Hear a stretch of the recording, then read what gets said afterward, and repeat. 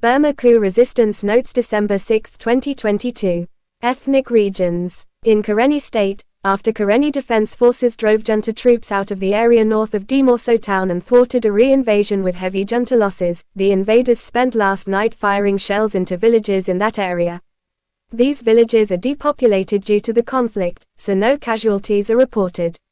In Kachin State, the Kachin army arrested 3 junta troops yesterday in Pakant township. The junta's response was to launch an offensive, firing mortars and advancing with ground troops. There was a 90-minute battle in the evening. Results aren't reported. An influential Kachin clergyman, Klam Samson, was detained at the Mandalay airport, then released but banned from traveling outside Burma.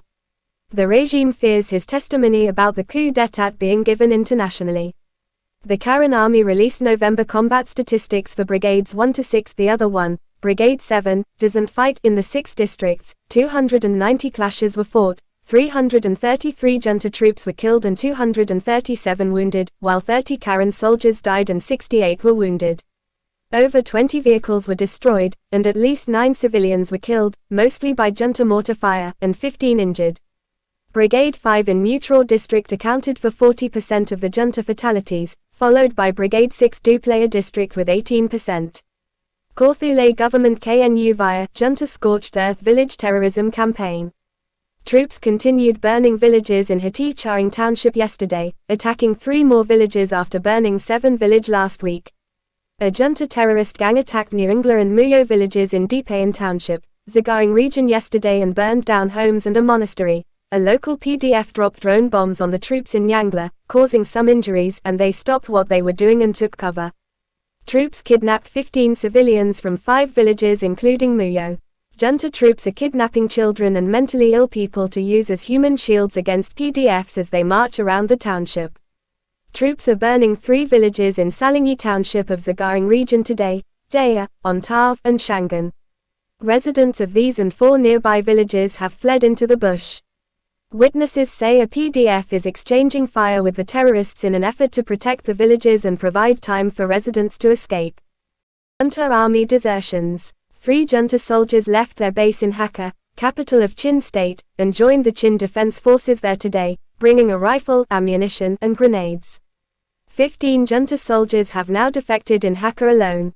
People's Defense Forces PDFs. PDFs in Monawa township of Zagaring region fired 10 locally manufactured mortars during a 2-hour period into the Topu Payu Sorhiti terrorist camp last night. The terrorists only managed to fire back 2 mortars, which hit nothing. Damage was difficult to assess, and it isn't known why the terrorist response was so weak. Likewise, PDFs fired a barrage of locally manufactured mortars from 2 angles at a Payu Sorhiti terrorist camp at Inmati in Pali township for an hour this morning. Damage isn't known. A local junta administrator was sentenced to 90 years in prison by the junta for losing 9 guns captured by a PDF in Myanchan township of Mandalay region. In Magway region, junta henchmen lynched a local leader of the majority NLD political party in Wintpu township and dumped his body in the woods yesterday. Local PDFs fired locally manufactured mortars at a junta checkpoint at the entrance to Myanchan town yesterday. Damage isn't known, but yesterday and today junta troops are retaliating against civilian villages on the nearby Irrawaddy River Islands, causing residents to flee, especially youths who are targeted by the junta. Urban warfare. In Yangon, the bodies of 13 young Rohingya men were dumped by a roadside in Lagu yesterday. They bore signs of burning and cutting, indicating they were tortured before death.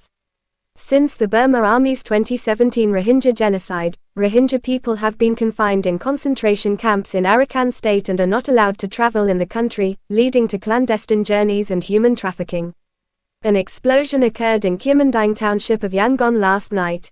In Monawa city, capital of Zagaring region, a PDF opened fire on a junta checkpoint at an entrance to the city yesterday. 8 junta troops were killed and others wounded, and 1 PDF fighter was killed. In typical fashion, the junta then retaliated against civilians, shooting the guns randomly and killing a child and injuring another, then threatening to burn down the nearby neighborhoods if the gate was attacked again. Consequently, more than 1,000 residents of the neighborhoods began moving out today. The troops hung the body of the dead PDF soldier by the feet near their checkpoint.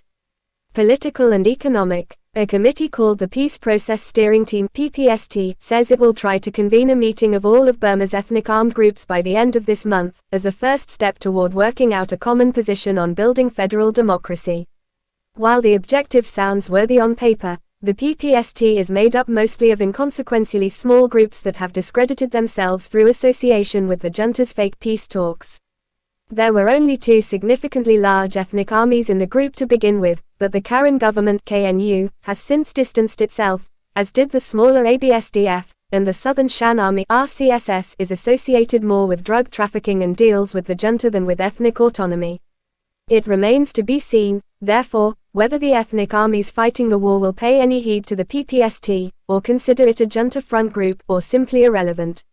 This news item sheds some light on the daunting complexity of creating common agreement and harmony among ethnic nationalities in a post-coup Burma. The Indian government is benefiting from the Arakan ceasefire to continue its deal with the Burma junta to open a transit corridor through Kachin State to the Sittwe seaport. Northeast India is landlocked, and India has been building infrastructure to ship goods via Kachin State Sittwe port and a land road reaching Mizoram state in India. This may explain India's support for the junta, though thinking it can build this corridor without support from the Arakan army may prove short-sighted. Cambodian Special Envoy from ASEAN to Burma, Prak Sokhonn, has cancelled a planned visit to the illegal Burma regime in reaction to the death sentences given to 7 pro-democracy activists in Yangon recently. There was a street demonstration in Kathmandu, Nepal today in support of Burma pro-democracy activists condemned to death by the illegal military regime. Protesters held banners saying, "Stop executing our friends in Myanmar." Don't forget subscribe, like, share.